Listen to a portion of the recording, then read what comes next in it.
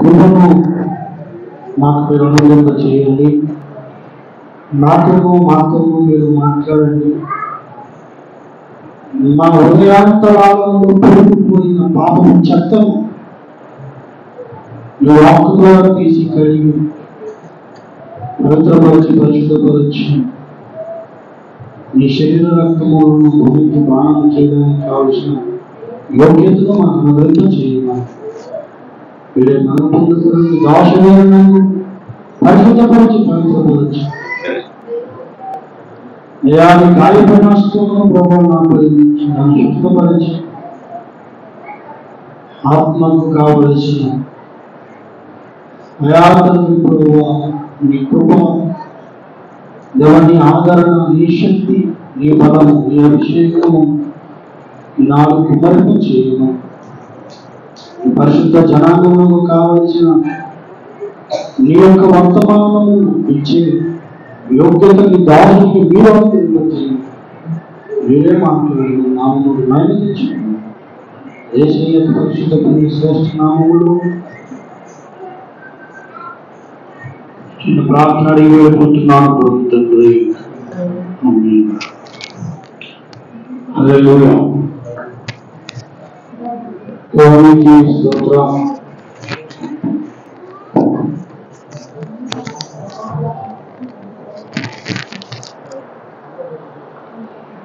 ప్రభునందు ప్రియులారా, మనకి ఎవరైనా సహాయం చేస్తే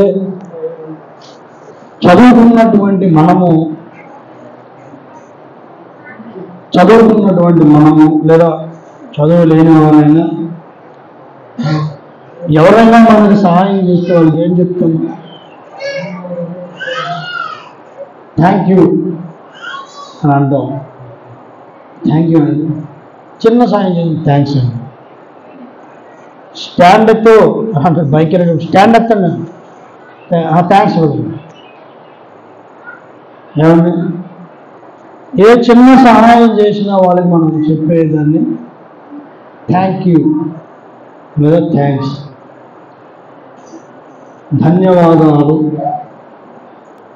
తెలుగులో దాన్ని ధన్యవాదాలని ఇంకా డెప్త్ ఆంధ్రీకరిస్తే లేదా సంస్కృతీకరిస్తే కృతజ్ఞతలు అని అంటాం.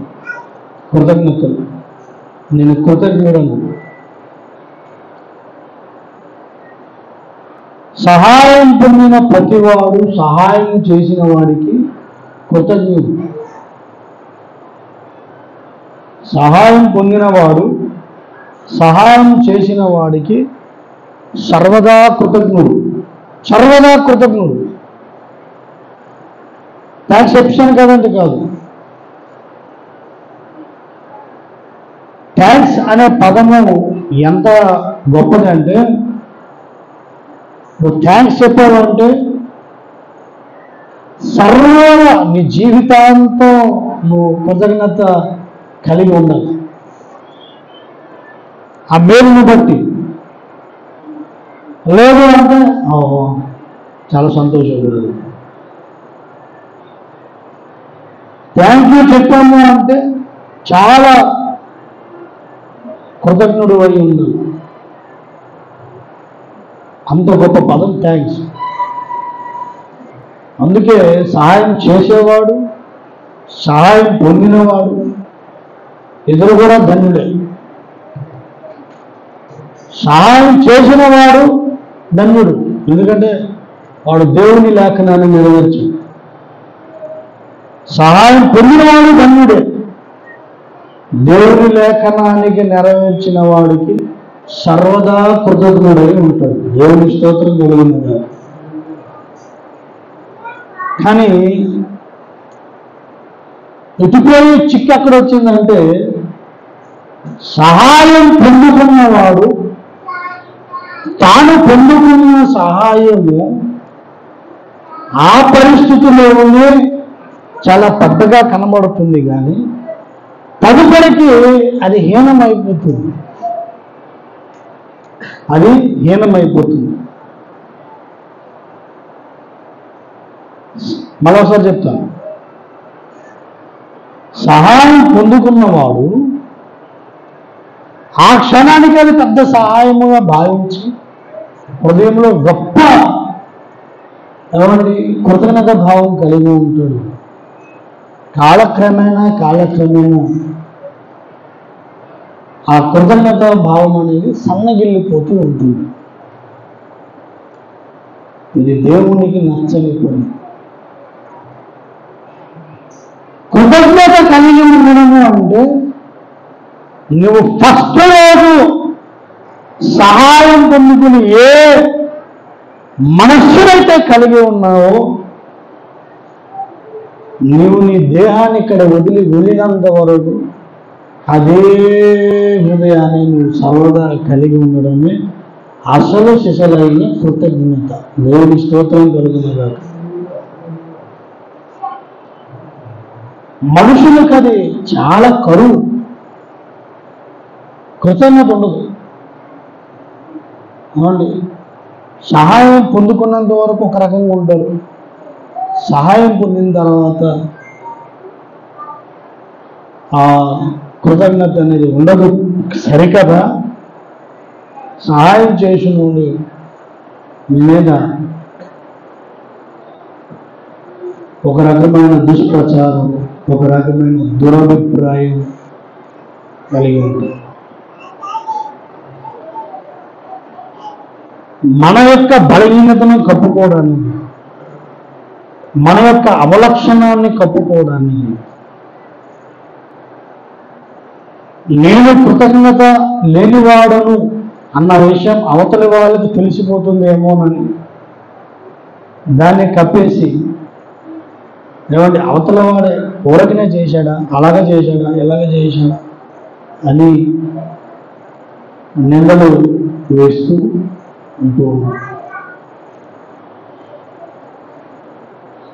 ఇది ముమ్మాడికి నా సాక్ష్యం నేను చెప్తున్నాను, ఎవరిని ఉద్దేశించి కాదు. నేను మీకు తెలుసు, నేను పుస్తకం రాస్తున్నాను, నా ముఖం ఆ పుస్తకం పేరు. నా ముఖం ఒక 2 పేజీలు రాశాను. అది చిన్న పుస్తకం, యాకోబు దేవుడు అంత పుస్తకం. మన బ్రతుకు అక్కడ, నా బ్రతుకు ఎదుటివాడికి మంచిగా కనబడాలి అని చెప్పి, ఎదుటివాడి చేత మంచి అనిపించుకోవాలని చెప్పి నా అవలక్షణాలన్నీ నేను కప్పుకుంటాను అన్నమాట. సగటు మానవుడు చేస్తున్న పని. మన అవలక్షణాలను కప్పుకొని ఏమంటే అవతల వాడి మీద దురభిప్రాయం పెట్టుకుని దుష్ప్రచారం చేసేటటువంటి బలహీన సగటు మనిషి మానవుడు బలహీన. ఎందుకంటే ఆ కృతజ్ఞత అనేది శాశ్వత కాలం ఉంచుకోలేడు. ఆ క్షణానికి సార్ మీరు కనుక సాయం చేయకపోతే చాలా ఇబ్బంది పడిపోయేవాడిని, చాలా సంతోషం, మీకు ఏమిచ్చి మీ రుణం తీర్చుకోగలను అని అంటాను ఆ క్షణానికి. కానీ భవిష్యత్తులోకి వెళ్ళేసరికి అసలు ఎంత సహాయం చేశారు మీరు అని చెప్పిన ఆనోరే రాను రాను రాను రాను ఆ మాట అనలేదు. సరికదా ఆ వ్యక్తిని ఇంకా దుర్భాషలాడి ఆ వ్యక్తి మీద దురభిప్రాయం పెంచుకుంటూ పోవాల్సి ఉంటుంది. ఇది దేవునికి నచ్చని పని. అందరికంటే ఎక్కువ సహాయం చేసిన వాడు ఈ భూమి మీద ఎవరున్నారంటే దేవుడు. హల్లెలూయా. దేవుడు చేసిన మేలులు ఎన్నెన్నో ఉన్నాయి మన జీవితంలో. ఇప్పుడు ఎవరికైనా వచ్చి సాక్ష్యం చెప్పండి దేవుడు చేసిన మేలులు అంటే, నాకు కడుపు నొప్పి వచ్చింది దేవుడు తగ్గించాడు, నాకు జ్వరము దేవుడు తగ్గించాడు, నాకు ఇల్లు లేదు దేవుడు ఇల్లు ఇచ్చాడు, ఏమన్నా అవన్నీ అంటారు. కానీ ఒక గొప్ప సర్వోన్నతమైన విషయం ఏమిటంటే అన్ని మేలుల కంటే గొప్ప మేలు చెప్పండి ఎవరైనా. ఇఫ్ ఎనీవన్, దేవుడు చేసిన అన్ని మేలుల కంటే గొప్ప మేలు ఒకటి ఉంది. అదేమి చెప్పండి? ఏంటన్నా కాదు, నువ్వు ఇంకా రక్షణ, ఇంకా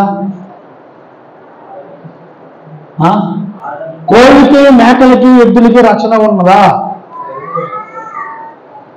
ఉన్నదా? నేనైతే గొప్ప సంగతి ఏమని చెప్తానంటే, అసలు నన్ను మీ రూపంలో పుట్టించావు నేను, అదే నా పెద్ద గొప్ప సంగతి. దేవుని స్తోత్రం కలుగుతుంది. ముందు మనిషికి దేవుడు తన రూపంలో సృజించాడు. మనిషిగా పుట్టాడు తప్ప కనుక ఆటోమేటిక్గా ఆ మనిషికే రక్షణ ఇచ్చాడు దేవుడు. హల్లెలూయా. అవునా కాదు? కోడికి మేకలకి ఎద్దులకి రక్షణ ఉందా? లేదు. అదే బాప్తిజం తీసుకుంది. అలాగైతే ఎందుకు ప్రతిరోజు బాప్తిజం తీసుకుంది? ప్రతిరోజు బాగా ఎప్పుడు దాంట్లో గేదె పాస్ ఉండాలి. కాబట్టి మనిషిగా దేవుడు మనల్ని పుట్టించడమే గొప్ప వరం. నేను నా యవ్వన కాలంలో ఇంటర్మీడియట్ ఆ టైం చదువు నేను మనిషిగా ఎందుకు పుట్టాను? చేనుగా, దోమగా, నల్లిగా, పిల్లిగా, కుక్కగా ఏం కావాలి? అంటే ఈ మానవ జన్మ అనేది ఏదో చాలా గొప్ప ఉన్నతమైన జన్మ దేవుడికి నాకు ఇచ్చాడంటే ఇది ఎంతో గొప్ప విషయం. అసలు నా కొరకే పరలోకాన్ని దేవుడు చేశాడు. దేవుడికి స్తోత్రం కలుగుతుంది కాక. అవునా కాదు చెప్పండి?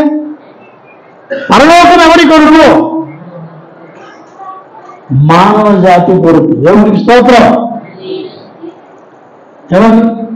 దేవుడికి నమ్మిన మానవ జాతి కొరకు, రక్షణ పొందిన మానవ జాతి కొరకు, దేవదూతల కొరకు కాదు. పరలోకం దేవదూతలు మీరు ఆల్రెడీ అక్కడ ఉన్నవాళ్ళే, వాళ్ళకి కొత్త లోకం ఎందుకు? పరలోకం మానవ జాతి కొరకు దేవుడు ఏర్పాటు చేసిన సుందరమైనది, ఎంతో అందమైనది పరలోకము, అసమానమైనది నా దేశము. ఎంతో అందమైనది పరలోకము, అసమానమైనది నా దేశము. ఆటలు సాగించును ఎల్లప్పుడూ విశ్వాసముతో, యాత్రలు సాగించును పరలోకము నా దేశము.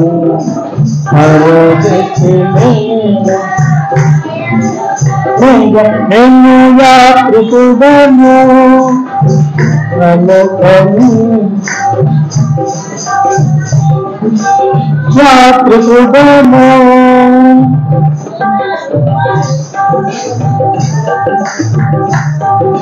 రక్షకుని చెంతకు ఎప్పుడే వీక్షించదనెప్పుడు నా బుద్ధిని.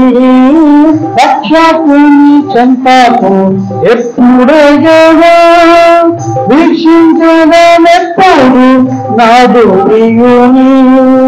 కాంక్షించేద నామములో ఆయన చింతనుందా, కాంక్షించేద నామములో ఆయన చింతనుందా.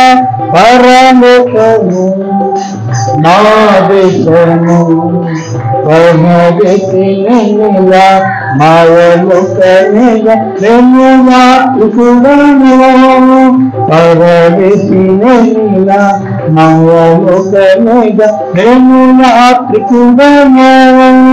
నిత్యానందమందులో పరమందునా నీతి సమాధానము ఉండు నచ్చట. నిత్యానందమందును పరమందునా నీతి సమాధానము ఉండు నచ్చట. పొందేదను విశ్రాంతి శ్రమలను వీడు, పొందేదను విశ్రాంతి శ్రమలను వీడు. పరలోకము నా దేశము పరదేశినేనిలా మాయలో కనిగా నేను యాత్రికుడును పరదేశినేనిలా మాయలో కనిగా నేను యాత్రికుడును. హల్లెలూయా.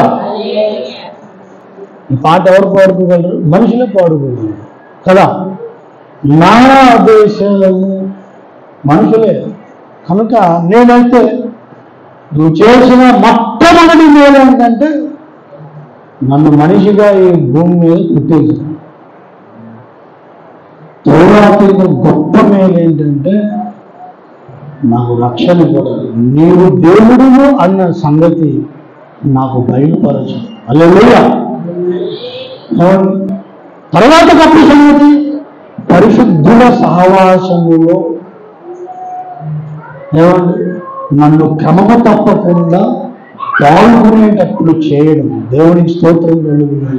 తర్వాత ఇంకొక సంగతి, నిరంతరము వధువు సంఘముగా నన్ను అనేక విధములుగా చెక్కుతున్నాం.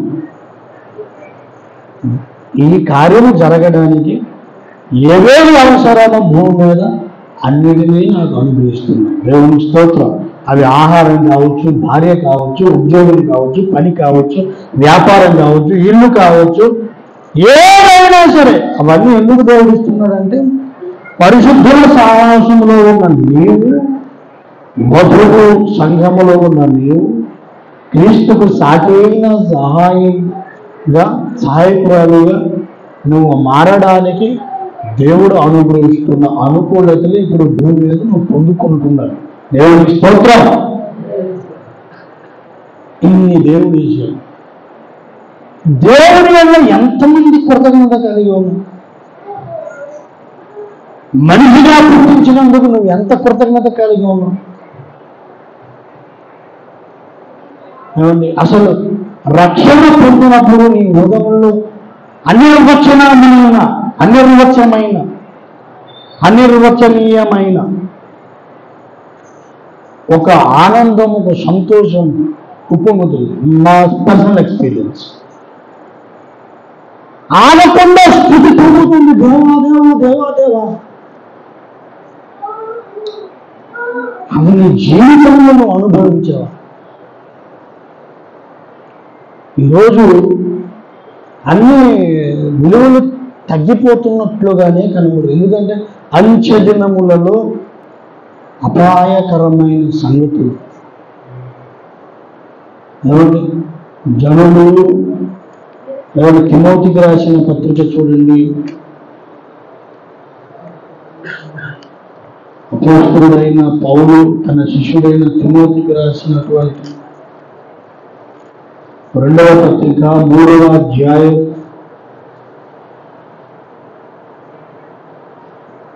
5వ దినములలో అపాయకరమైన కాలములు వచ్చునని తెలుసుకును. ఎలా అనగా స్వార్థప్రియులు, ధనాపేక్షలు, బింకములాలు, అహంకారులు, దర్శకులు, తల్లిదండ్రులకు అభిధేయులు, తర్వాత కృతజ్ఞత లేనివారు, అపవిత్రులు. అంచె దినాల్లో కృతజ్ఞత లేనివారు. దే డోంట్ ఏమండి థ్యాంక్ఫుల్నెస్, కృతజ్ఞత ఉండదు. అంచె దినములలో కృతజ్ఞత అనేది ఉండదు. ఏమండి క్షీణించిపోతుంది రాను రాను. వారు చేసిన మేలులు మర్చిపోతారు. వారు చేసిన మేలులు మర్చిపోతారు.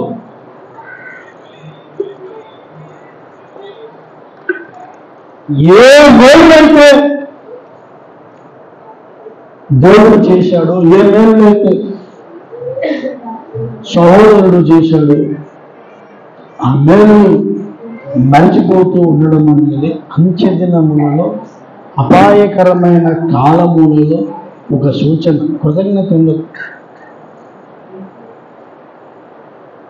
సహాయం చేసేవాడి మీద కృతజ్ఞత కలిగి ఉంటే ఎప్పుడు కూడాను అవతల వాడి మీద మనకు చెడు అభిప్రాయం ఉండదు, క్షేమకరమైనటువంటి అభిప్రాయం మాత్రమే ఉంటుంది. హల్లెలూయా. చెడు అభిప్రాయం ఉండదు. నాకు ఆయన వల్ల నేను మేలు పొందాను, ఆయన వల్ల నేను సహాయం పొందాను, ఆయనను బట్టి నేను ఈ విషయాలు తెలుసుకున్నాను, ఆయన బట్టి సత్యం తెలుసుకున్నాను, ఆయన బట్టి రక్షణ పొందాను, ఆయన బట్టి ప్రవక్తను తెలుసుకున్నాను, ఆయన బట్టి దేవుడిని తెలుసుకున్నాను, ఆయన బట్టి కడుపు నింపుకున్నాను. అలాంటి ఆయన పెట్టిన ఆహారం బట్టి నా జీవితంలో జరిగిన చిన్న సంఘటన చెప్తాను. నేను 7వ తరగతి చదువుతున్న రోజులు మీ అందరికీ తెలుసు, ఇక్కడ మన 6 నెంబర్ వాడిలో బాబ్జీ మేషార్ అని ఒక సార్ ఉంటాడు.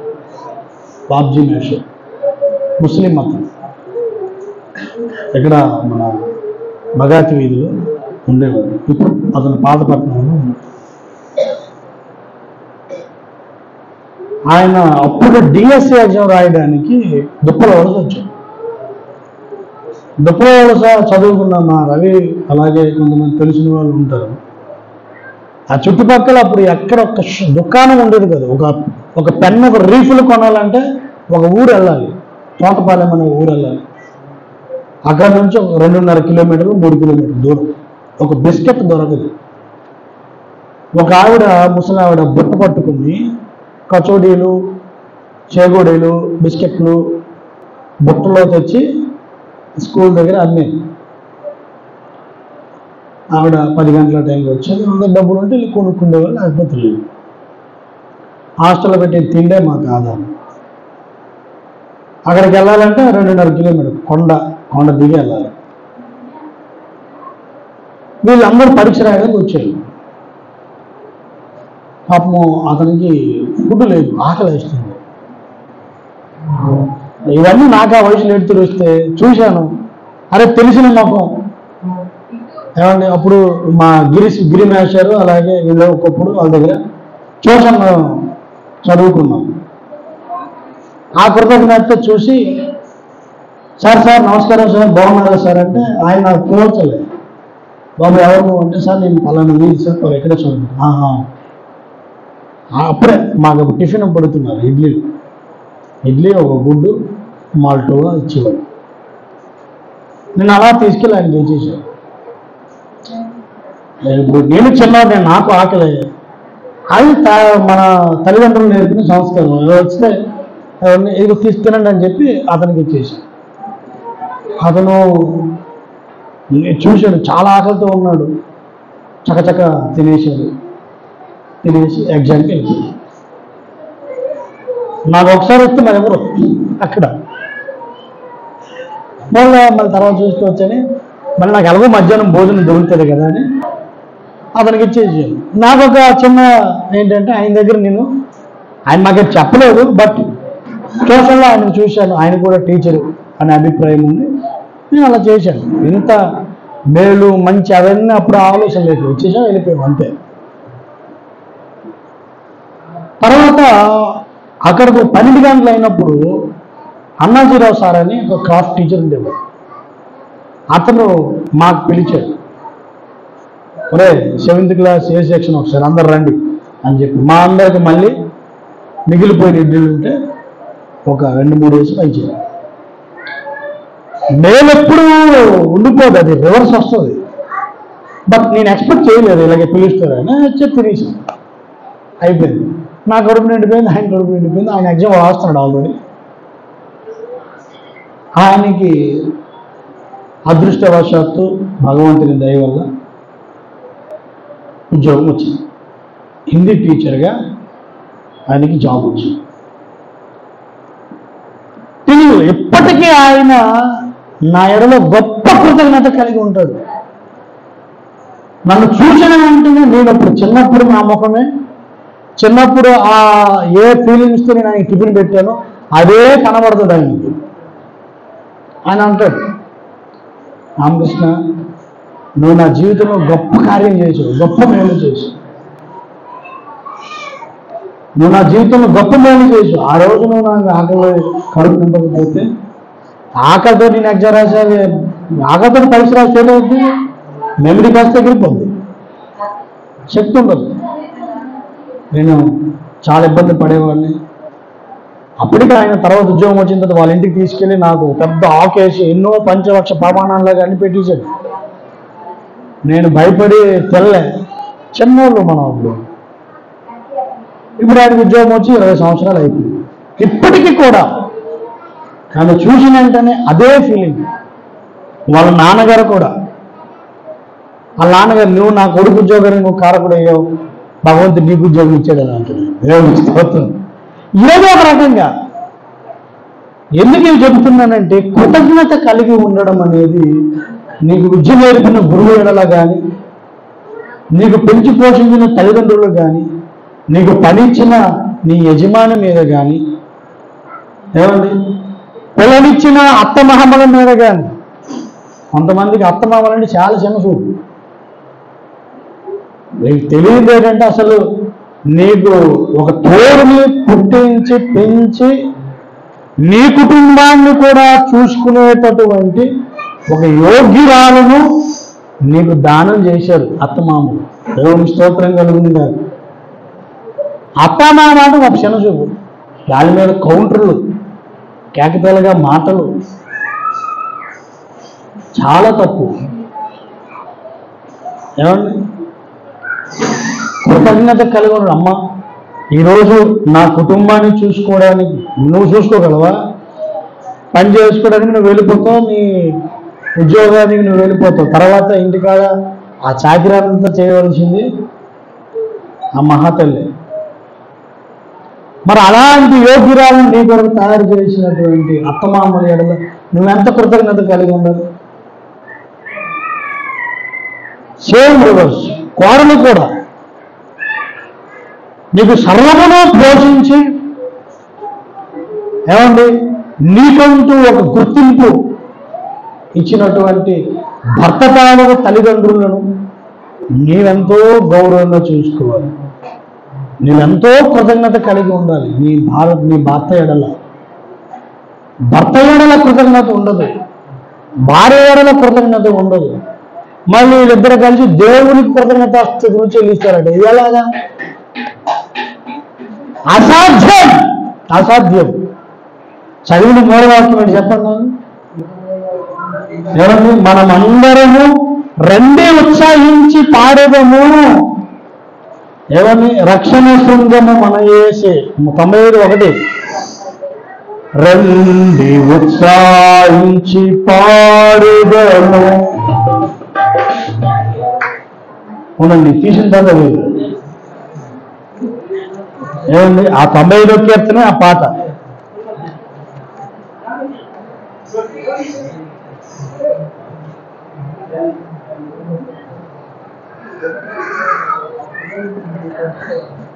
హల్లెలూయా. 13వ పాట అండి, పాడదాం. అయ్యండి ఇప్పుడు.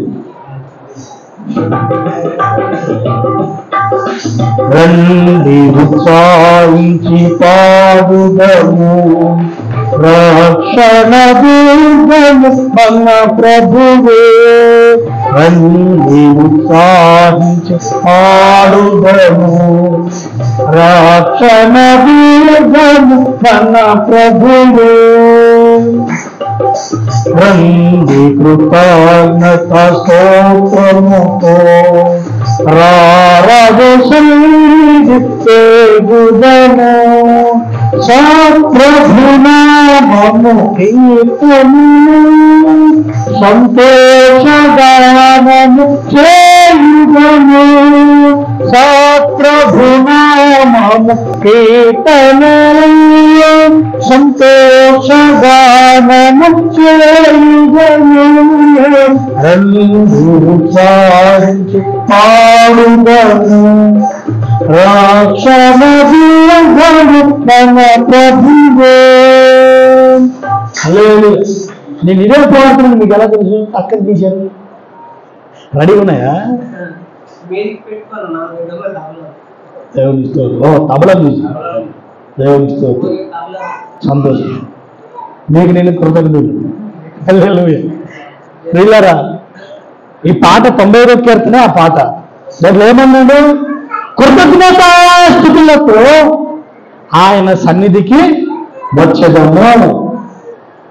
కృతజ్ఞతాస్తుతులతో ఆయన సన్నిధికి వచ్చేది.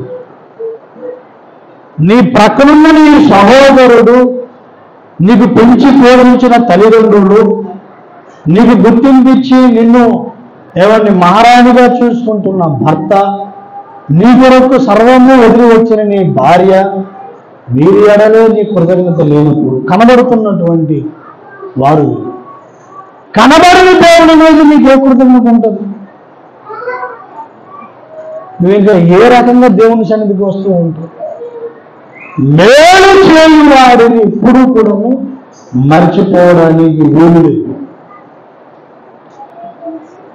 మేలు ఎవరైనా ఏ రకమైన మేలు చేసినా ఎప్పుడు కూడా వారిని మర్చిపోవడం మంచిది కాదు. ఎవరు మంచిది కాదు, అది మంచి లక్షణం కాదు. దేవుడు హర్షించడు. దేవుని ఎడల ఎల్లప్పుడూ నీ కృతజ్ఞతాస్తుతులు ఉండాలి. దేవా, నాకు ఇంత జన్మనిచ్చాను వాళ్ళు. కొన్ని జంతువులను చూస్తుంటే, కొన్ని ప్రాణులను మనం చూస్తున్నప్పుడు ఐఎమ్ సేఫ్, నేను సేఫ్ నాయన, నాకు మనిషి జన్మించాడు. ఆ బొడ్డులో పంది దొరుకుతున్నప్పుడు, ఆ గేదె దొరుకుతున్నప్పుడు, చిన్న చిన్న ఎవరి క్రిములు కీటకాలు తిరుగుతున్నప్పుడు, దోమగా పుట్టామనుకో, ఎవరో టబక్కన పడితే తప్పు పీక్కు తినడమే దాని లక్షణం. కానీ మనల్ని దేవుడు చేశాడు. దేవుని స్తోత్రం కలిగింది. ఏమండి, మొన్న ఎవరు చంద్రబాబు నేనే కదా అనుకున్నా, గ్రహాంతర వాసులు కోసం చూసి మా ఇద్దరు చాలా తెలివైన వాళ్ళు. ఇప్పుడు ఆర్టిఫిషియల్ ఇంటెలిజెన్స్ అనేది ఇప్పుడు వచ్చింది కదా,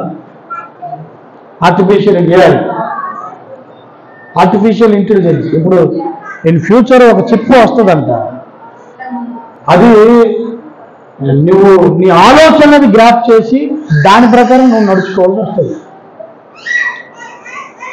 ఇప్పుడు ఈ మొబైల్ కూడా చూడండి, మీరు ఏది మాట్లాడుతుంటారో ఓపెన్ చేస్తే ఆ విషయాలే కనబడుతుంటాయి ఫేస్బుక్లో కానీ.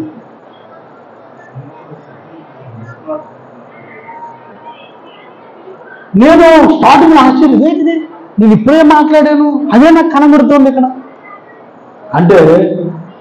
సెల్ ఫోన్లో ఒక సిస్టమ్ ఉంది, అన్ని మొబైల్కి ఉండవు. ఇప్పుడు లేటెస్ట్ మోడల్స్ అప్పో, వివో, ఈ ఆండ్రాయిడ్ లేటెస్ట్ వెర్షన్లో ఆ సిస్టమ్స్ ఉన్నాయి. అది యాంప్లిఫైర్ అనేది ఒకటి ఉంటుంది. యాంప్లిఫికేషన్ ఆర్ యాంప్లిఫైర్ యాంప్లాయిడ్. అది నీ మాటలన్నీ వింటుంది. నువ్వు మొబైల్ ఇలా పెట్టేసామా, మనం ఆఫ్ చేసామనుకుంటాం, కానీ అది మన మాటలని వింటుంటుంది. నువ్వు పొరపాటున అప్లికేషన్ ఓపెన్ చేస్తే అదే నీకు కనబడుతుంది. నువ్వు ఏదో ఒకటి ఎక్కువసార్లు చూస్తే భవిష్యత్తులో అవే నీకు అన్ని చూపిస్తుంటుంది. ఎందుకు బాబు అంటే అది ఆర్టిఫిషియల్ ఇంటెలిజెన్స్. నీకు ఏది కావాలో దాన్ని ముందుగానే తెలిసిపోయి నీకు అన్ని చూపించేస్తుంది. ఈ విషయం 1700 సంవత్సరంలో ఒక గ్రహాంతరవాసి అప్పుడే తెలియజేసిన విషయం ఫేస్బుక్లో మొన్న నేను చూశాను.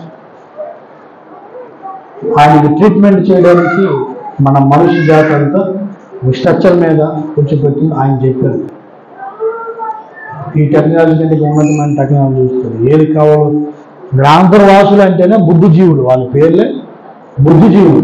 వాళ్ళకున్న బుద్ధి మనుషుల బుద్ధి కంటే చాలా గొప్పది, చాలా తెలివైన వాళ్ళు. వాళ్ళని మనం చూసాం. వాళ్ళు కళ్ళు ఇంతేసి పెద్దగా ఉండి, తలకాయ పొడవుగా ఉండి, మూత ఇంత ఉంది, కొంచెం అందంగా లేరు. అప్పుడు మేము అనుకున్నాం, దేవుడు సృజించిన దృష్టిలో మనుషులు ఒక్కడే అందగాడు. దేవుడికి స్తోత్రం కలుగునుగా. దేవుడు సృజించిన మనుష్య జాతిలో స్త్రీ మాత్రమే అందగత్తే. దేవుడికి స్తోత్రం కలుగునుగా. ఈ విశ్వములో యేసు ప్రభువు మాత్రమే అందగాడు. దేవుడికి స్తోత్రం కలుగునుగా. ఎందుకంటే ఇది బైబిల్ లేఖనం చెబుతున్న సత్యం. ఎందుకంటే మనిషిని దేవుడు తన రూపంలో చేసుకున్నాడు.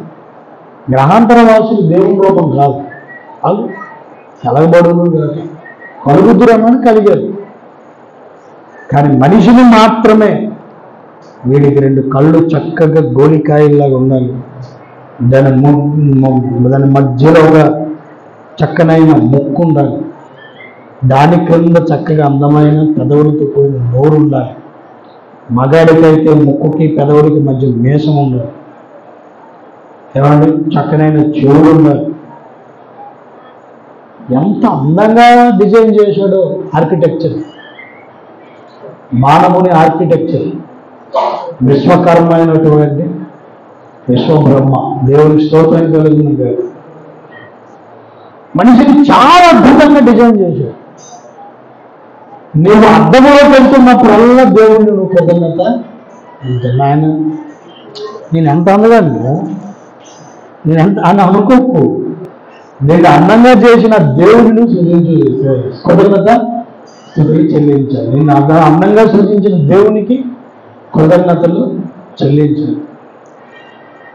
అందమైన మనసునికి ఇచ్చినందుకు కూడా దేవునికి నువ్వు కృతజ్ఞత చెల్లించాలి. నువ్వు ఒకవేళ మంచి జరిగినప్పుడు నీ చేతి సైలెంట్గా ఉండి, దేవా ఇది నీవే నా చేతి చేయించావు, నీకు స్తోత్రం, కానీ క్రెడిట్ నువ్వు నాకు ఇచ్చేస్తుంది. ఇలాగా దేవుణ్ణి స్తుతించేటటువంటి అనుభవం ఎల్లప్పుడూ నీకు ఉండాలి. ఎలాగా? కృతజ్ఞతా భావముతో. అలాగే రక్షణ. ఈరోజు రక్షణ లేక అనేక మంది నరకానికి వెళ్తూ ఉన్నారు. యేసు ప్రభువు సత్యమని చెబుతున్నా నమ్మకుండా అవహేళన చేస్తూ, ఏమండి గేలు చేస్తూ దేవుణ్ణి దూషిస్తున్నటువంటి అనేక మంది మనుష్య జాతి ఈరోజు భూమి మీద నరకానికి వెళ్ళిపోతున్న వారు చాలామంది ఉన్నారు. కాబట్టి మనకైతే ఆ రక్షణ వచ్చింది. సౌండ్ తగ్గించండి. మనకైతే రక్షణ దేవుడు ఇచ్చాడు. ఏమండి గతంలో నా బ్రతుకు అంతే. దేవుడి గురించి చెబుతున్నప్పుడు దేవుడు నాకు చెప్పడం ఏంటి, విదేశీ మతం కోసం నాకు చెప్పడం ఏంటి అని దైవజనుల మీద కూడా దూషిస్తూ వారి మీద ఏమండి కోపగించుకున్నటువంటి వ్యక్తిని నేను. కానీ సదాప్రభు సృష్టికర్త అయిన దేవుడు, అతను దేవుడని నాకు బయలుపరచబడ్డాడు. ఏమండి రక్షణ పొందుకున్నాను, సత్యం తెలుసుకున్నాను, సర్వసత్యము తెలుసుకున్నాను. సర్వసత్యమును ఈ అంత్యకాల పరిచర్యల్లో ప్రపంచానికి తెలియజేయడానికి దేవుడు వాడుకుంటున్న ప్రవక్త రంజిత్ ఓసిరి గారని తెలుసుకున్నాను. ఏమండి సత్య సంబంధమైన పరిచర్యలు దేవుని గుణం బట్టి పొందాను. దేవుని స్తోత్రం కలుగును గాక. ఇదంతా కృతజ్ఞత కాదా? లేకపోతే మనం ఎలా అయిపోవాలో చెప్పండి. ఈరోజు ఒక క్రమము లేని సంఘాలు బోల్డ్ ఉన్నాయి. వచ్చిన ప్రారంభ ప్రార్థన చేసి పాటలు పాడి ఏమండి స్తుతి ఆరాధన చేసుకుని వాక్యం చెప్పుకొని ప్రభువుగా తీసుకొని పశ్చాత్తాపం, వాక్యం చేసుకుని పశ్చాత్తాపం పొంది స్తుతారాధన చేసుకొని ప్రభువుగా చేసుకొని ఏమంటే మిగిలిన కార్యక్రమాలన్నీ ఒక క్రమం ప్రకారం చేయాలన్న సంఘాలు ఈనాడు కరువైంది. మనకైతే దేవుడు గొప్ప ధన్యతనిచ్చాడు. దేవుడు స్తోత్రం కలుగును గాక. కాబట్టి ఆదిమ అపోస్తలిక పరిచర్యలో దేవుడు మనల్ని ఉంచాడు. ఎంత కృతజ్ఞత కలిగి ఉండాలి చూడండి. కనుక ఎల్లప్పుడూ దేవుడిని మనము స్తుతిస్తూనే ప్రవేశించాలట. 95లో మనం చదువుకున్నామండి. మనం కృతజ్ఞతాస్తుతులతో వచ్చేటప్పుడు ఎవరు రావాలి? 84వ వచనం చూడండి. 84వ వచనం. కృతజ్ఞతార్పణలు చెల్లించు కంటిన్యూ అన్నమాట. మనము ప్రవేశించినప్పుడే అవి చెల్లించుకునే రావాలి. కృతజ్ఞతార్పణలు చెల్లించుకునే రావాలి. దేవా నువ్వు చేసిన కార్యమును బట్టి నీకు వందనా, నువ్వు ఇచ్చిన బిడ్డలను బట్టి నీకు వందనా, నువ్వు ఇచ్చిన వాక్యము బట్టి నీకు వందనా, నువ్వు ఇచ్చిన బలను బట్టి నీకు వందనా, నువ్వు ఇచ్చిన దైవజనులను బట్టి నీకు వందనా, నువ్వు ఇచ్చిన ప్రవర్తన బట్టి నీకు, నువ్వు ఇచ్చిన వస్త్రము బట్టి నీకు వందనా. ఎంతమంది అండి కృతజ్ఞతాస్తుతులు చెల్లించుకున్నారు చెప్పండి. మీకు తెలుసా, కొత్త సబ్బు చేసాను నేను ప్రార్థన చేస్తాను. కొత్త సబ్బు అయిపోయిందండి, పాత సబ్బు. కొత్త దేవాలయం సబ్బు ఇచ్చిన వందనాలని మీకు కొంచెం అంటే చెప్తున్నాను. మీకు కొంచెం నవ్వుగా ఉండొచ్చు. మరి సబ్బు కూడా సబ్బు లేకుండా ఎంతమంది స్నానం చేస్తున్నారు కాబట్టి పేస్ట్ అయిపోయిన పేస్ట్ చేసినప్పుడు కూడాను ప్రభావం పేస్ట్ ఇచ్చినండి. నిన్న ఒక మొబైల్, కొత్త మొబైల్ ఒకటి ఆర్డర్ పెట్టాము, వచ్చింది. అయితే అది ఓపెన్ చేయాలి కదా. అది ఓపెన్ చేసిన తర్వాత మొబైల్ ఉందో లేదో తెలుస్తుంది, తర్వాత లేకపోతే రిటర్న్ పెట్టలేదో తెలుస్తుంది కదా. నేను ఓపెన్ చేసిన పాస్టర్ ప్రార్థన చేసి ఓపెన్ చేసేస్తున్నాను.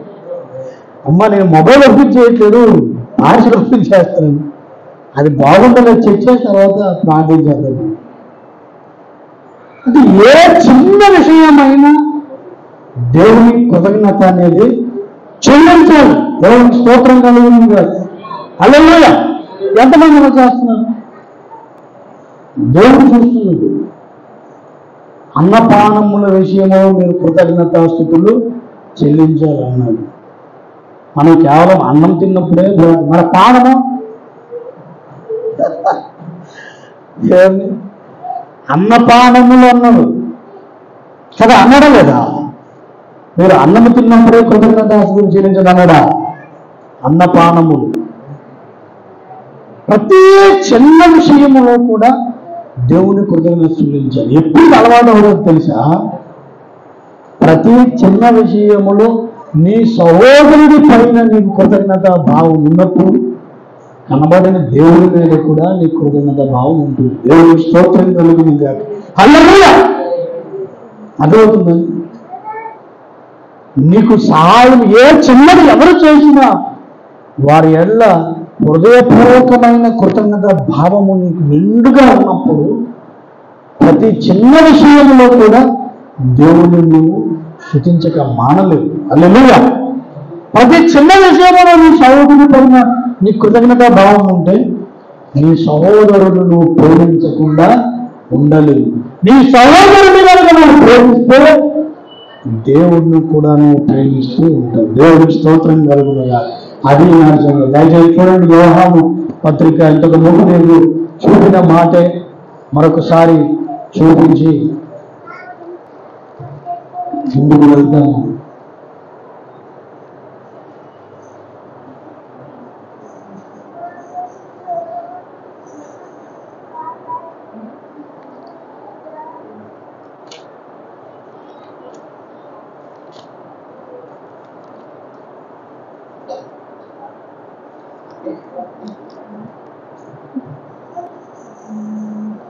ఏమైనా వచ్చిన 4వ అధ్యాయంలో వచ్చింది.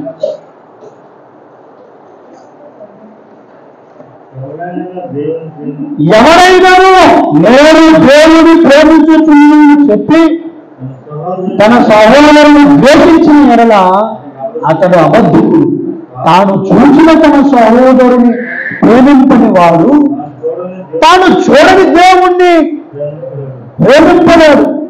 దేవుడు ప్రేమించేవాడు తన సహోదరుని కూడా ప్రేమింపవలనను ఆజ్ఞను మనమాయన వలన ఉంది ఉన్నాము. దేవునికి స్తోత్రం కలుగును గాక.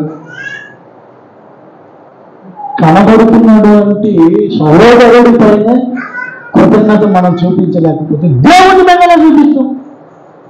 అవునా కదా? నాకు మీరు చేసిన మేలును బట్టి నేను చాలా సంతోషంగా ఉన్నానని కృతజ్ఞత కలిగి ఉంటే అప్పుడు దేవుడు చేసిన మేలులు కూడా నీ కళ్ళకు కనబడతాయి. కొంతమంది దేవుడు చేసిన మేలు కూడా కళ్ళకు కనబడదు. ఎందుకంటే అడిగి పక్కనున్న తల్లిదండ్రులు చేసిన మేలు అది కనబడదు. తల్లిదండ్రులు మేలు చేసిన కనబడదు. తల్లిదండ్రులు మీరు నాకు ఏడు ఇచ్చేశారు, మీరు నాకు ఏడు ఇచ్చారు, ఏడు ఇచ్చేసారా అని తిట్టిన తల్లిదండ్రులకు ఎవరైతే అంటాడో వాడికి ఒక భయం ఉంటుంది. కొంపదీసి నా పిల్లలు కూడా నాకు అలాగ అంటారు.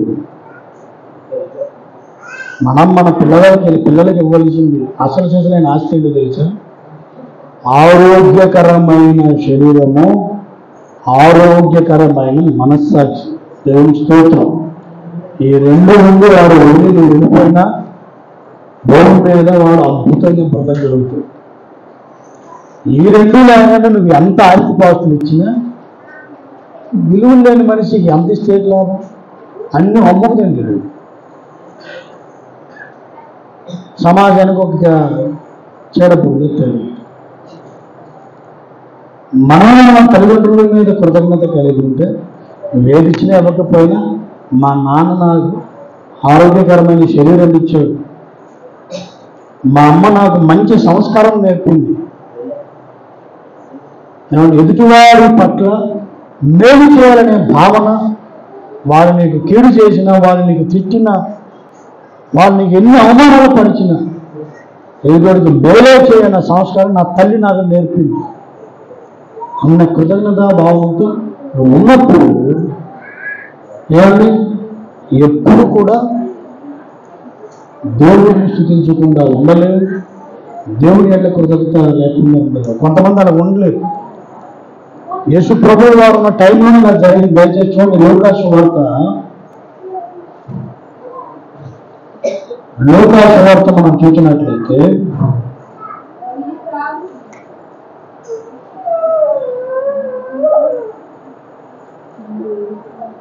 లోకాసు వార్త 17వ అధ్యాయము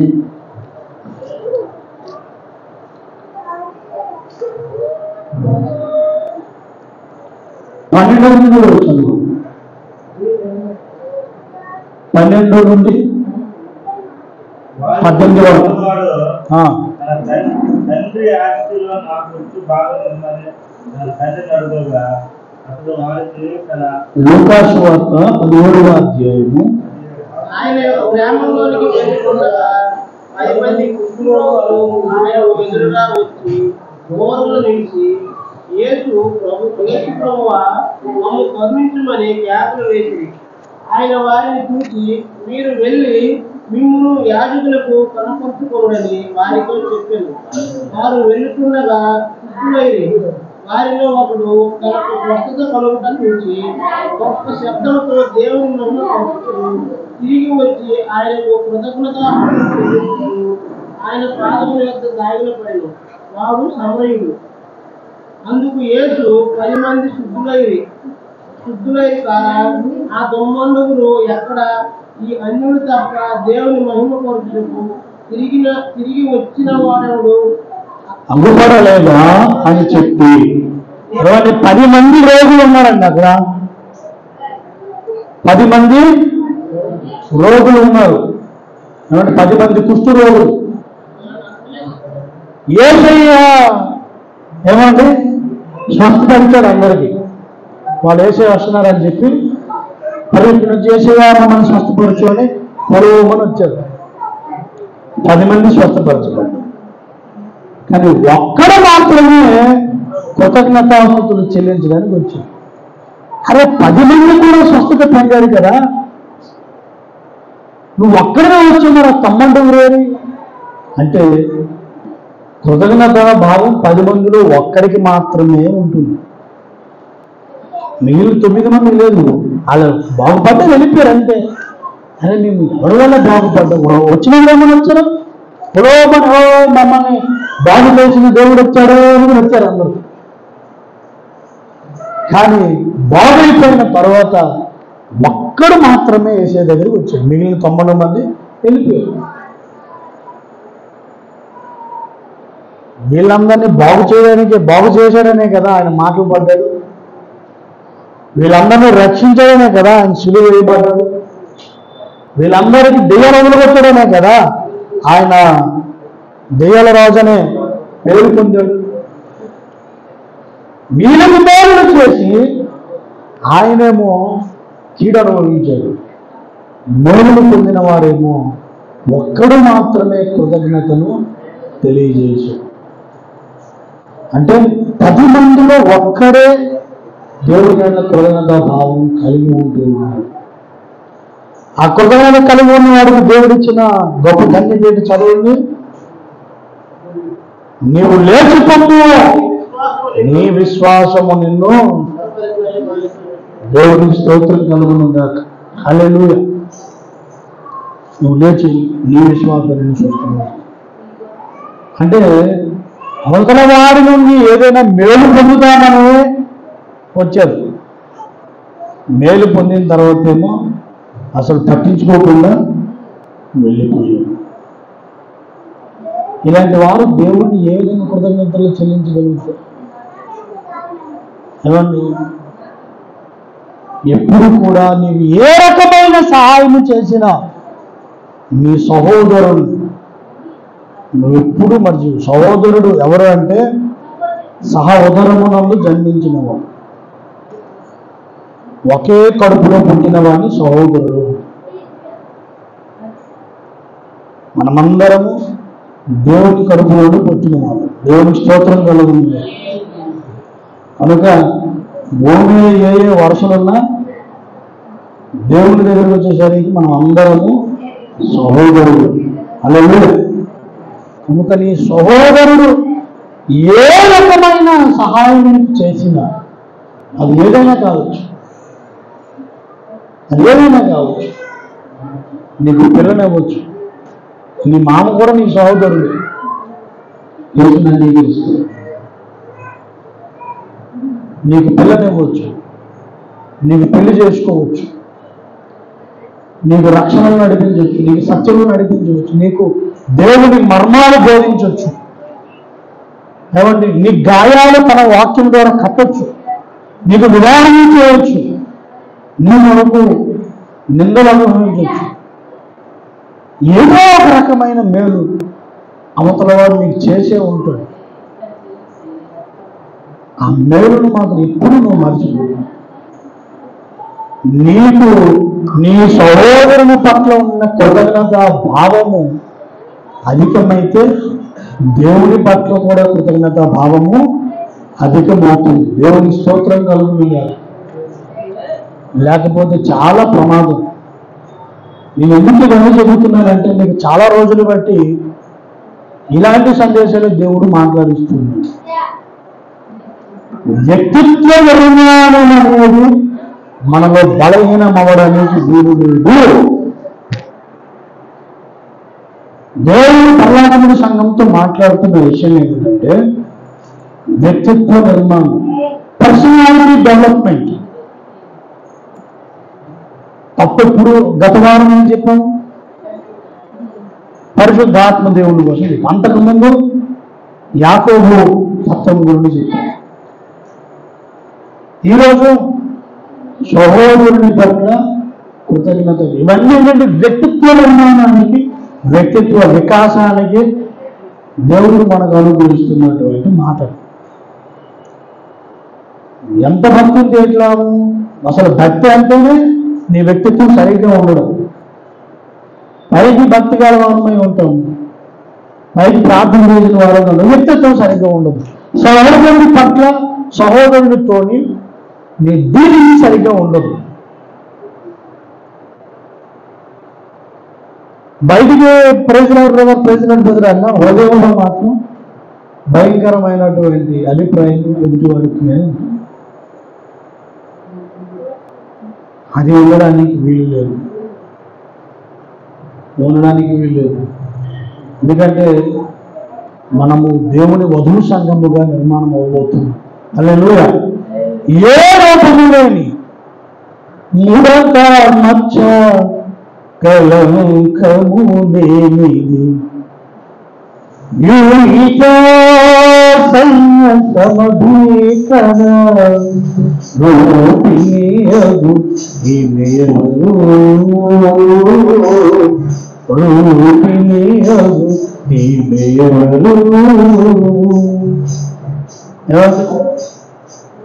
ముడత గాని మచ్చ గాని ఏ కలంకము లేని వధువు సంఘం దేవునికి కాదు. హల్లెలూయా. అందుకని దేవుడు మనతో మాట్లాడుతున్నాడు. నీ వ్యక్తిత్వం సరిచేస్తూ ఎల్లప్పుడూ కృతజ్ఞతా భావం కలిగి ఉండు.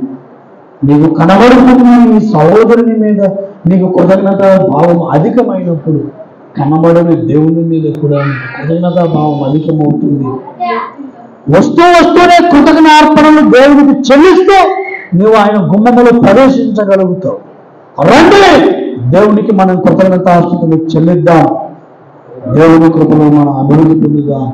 దేవుని మాటలు మన వినికిడిలో దీవించి ఆశీర్వదించును గాక. ఆమేన్.